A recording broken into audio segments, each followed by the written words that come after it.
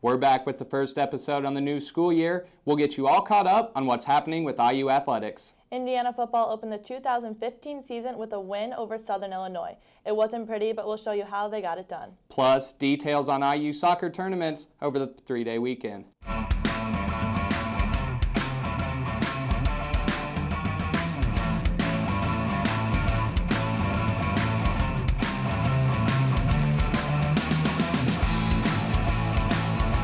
Welcome to the first edition of Hoosier Sports Nite. I'm Karley Marotta alongside Tyler Ratts. And Tyler, Indiana had a close game this Saturday. That's right, Karley, but they still got it done. Let's have a look at the highlights.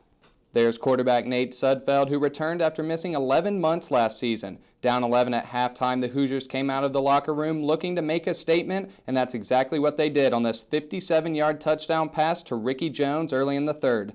Later in the quarter, and IU is down just one when running back Devine Redding punches it in from just 3 yards out to give the Hoosiers the lead heading into the fourth. But what a crazy final 2 minutes it was at Memorial Stadium. Game tied, Nate Sudfeld throws a beautiful bomb to Ricky Jones, who avoids the defenders and takes it all the way down to the 1-yard line for a 71-yard gain. And the very next play, new Hoosier Jordan Howard finds the end zone for the third time of the game to give IU the lead. But SIU was not done, marching down the field in less than a minute when Jimmy Jones catches a touchdown pass to pull the Salukis within one. SIU makes a decision to go for the 2-point conversion and the win. Quarterback Mark Iannotti rolls out, has a man open, but the pass is dropped, and the Hoosiers survive a scare at home against the Salukis.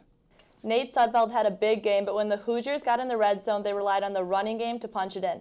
Dimitri Bubar says more on how we expect the offense to transition this season. 5 touchdowns, that's how many the Hoosier backfield tandem of Jordan Howard and Devine Redding combined for in Saturday's 1-point win over Southern Illinois. I feel like the inside zone and the stretches were working because my O-line, they were getting great push and tight ends and receivers with the downfield blocks.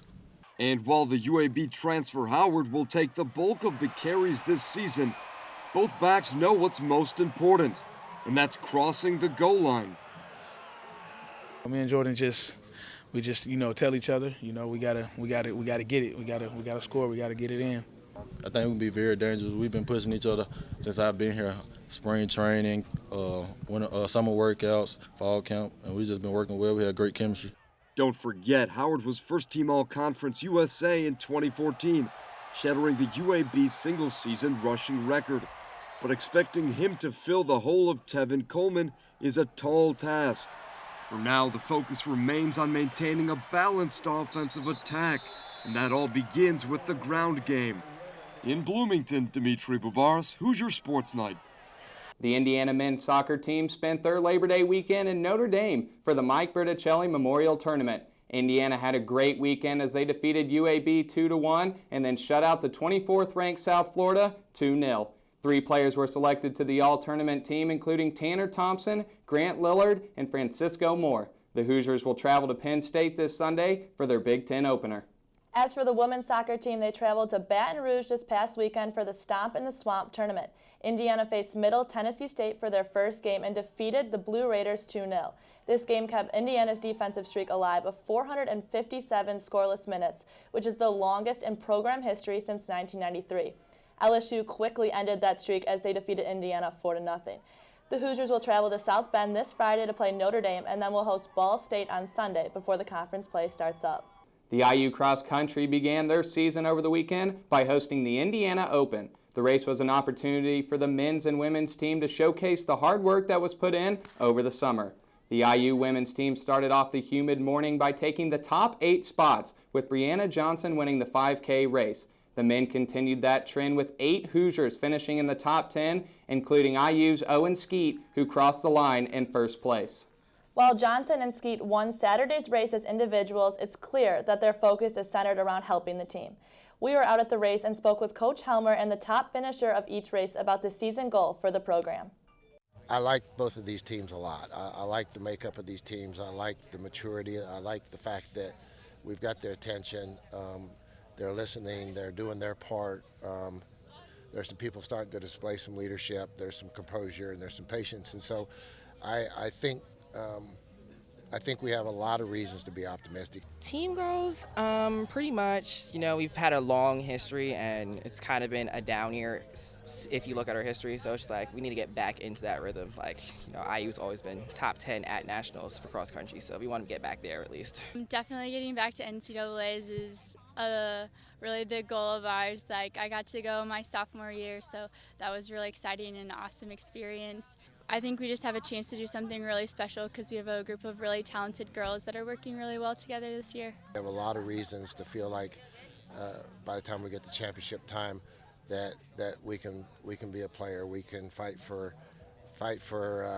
one of those top spots at the Big Ten meet. We can fight for a spot in the national meet. And once we're in the national meet, we can fight for a top 10, top 15 spot again. And I don't think we're being crazy when we say that those things certainly are within our grasp. Just by the make of it, you'd think that the most accomplished IU athletes come from varsity sports, leaving club often overlooked. But as Dimitri Bubaris reports, Indiana rugby is on the rise, and a large part of that is due to its captain, Bryce Campbell. Indiana junior Bryce Campbell doesn't hesitate on the pitch. Of course, that's what you'd expect out of the second-year rugby captain. I just poured my heart into the game. My sophomore year, I got elected captain. Now I'm a junior. Really have fallen into the role a lot better this year. Campbell began playing the sport in the 5th grade, and that was just the beginning. 4 years of rugby at the coveted Cathedral High School in Indianapolis gave Campbell some national recognition. When I was in high school, I got selected to go to USA rugby camp, a high school American camp, and I made the high school American sevens team, played in a tournament in Las Vegas. It was a really cool experience. We ended up winning the tournament, and that really got my foot in the door for USA rugby. Now in his 3rd season at IU, Campbell's skill set has grown. The inside center has anchored the Hoosiers to back-to-back undefeated seasons. And what was once far-fetched has become a realistic goal. I really want to go overseas, whether it be Australia, New Zealand, or anywhere in Europe and play rugby. I don't really know where my calling is yet, but I'm just going to try my best and see what happens. And IU head coach Sopa Inari knows what it takes to play professionally. Inari played for both the Samoan and Fijian national teams. He has all the tools, and especially with the position that he's playing, and even if if he's moved to a different position, I'm sure he will not embarrass that jersey. Like any other collegiate athlete, Campbell has dreams of playing at the highest level under the brightest of lights. But for now, that takes a back seat, and Campbell shifts his focus back to what matters most, winning. I know that things that the coaching staff told me that I need to do to get to that next step, but my focus here is with IU, with my team here. If I focus on that, everything else will come. In Bloomington, Dimitri Bubaris, Hoosier Sports Nite. Over the weekend, the field hockey team had a road trip to the West Coast. On the journey, the Hoosiers lost a 1-0 close match against number 6 ranked Stanford Cardinals.